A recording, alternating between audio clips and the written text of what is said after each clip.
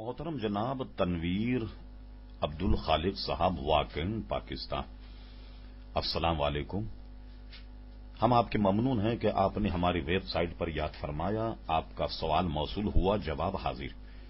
آپ نے ارشاد فرمایا کہ قرآن شریف کی ایک آیت کا مفہوم ہے کہ تم یہ نہیں جان سکتے کہ ماں کے پیٹ میں کیا ہے، لیکن آج کل الٹرا ساؤنڈ کے ذریعے یہ معلوم ہو سکتا ہے کہ ماں کے پیٹ میں بیٹا ہے یا بیٹی۔ براہ کرم اس سلسلے میں کچھ وضاحت فرمائی۔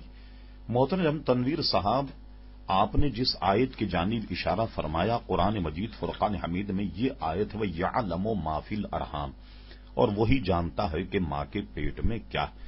سب سے پہلے تو یہ بات ذہن میں رہے کہ کوئی چیز اگر کسی آلے کے ذریعے سے دریافت کر لی جائے، یعنی یہ کہ کوئی آلہ ایسا ہو کہ ماں کے پیٹ میں جو چیز ہو، جیسے الٹرا ساؤنڈ، اس کے ذریعے سے اگر منکشف ہو جائے تو قرآن مجید فرقان حمید کی اس پر کوئی بھی حرف نہیں آتا، یعنی یہ کہ جب تک اللہ تبارک و تعالی نہ چاہے کوئی نہیں جان سکتا کہ ماں کے پیٹ میں کیا۔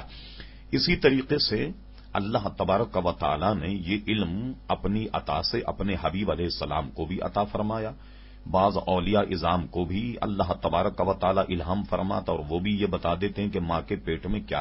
اس کا وہ یعلم ما فی الارحام کا مفہوم یہ ہے کہ بغیر اللہ تبارک و تعالی کی عطا کے کوئی آدمی نہیں بتا سکتا کہ ماں کے پیٹ میں کیا۔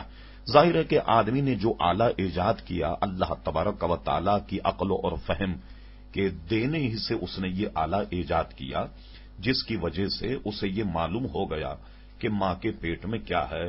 اگر کسی آلے کے ذریعے سے یہ جان لینا کہ ماں کے پیٹ میں کیا ہے، اس سے ہرگز قرآن مجید فرقان حمید کی آیت کی تکذیب لازم نہیں ہوتی۔ اس کا مفہوم یہ ہے بغیر اللہ تبارک و تعالی کے بتائے یا بغیر اس کے دیے ہوئے ذریعے کے کوئی نہیں جانتا کہ ماں کے پیٹ میں کیا۔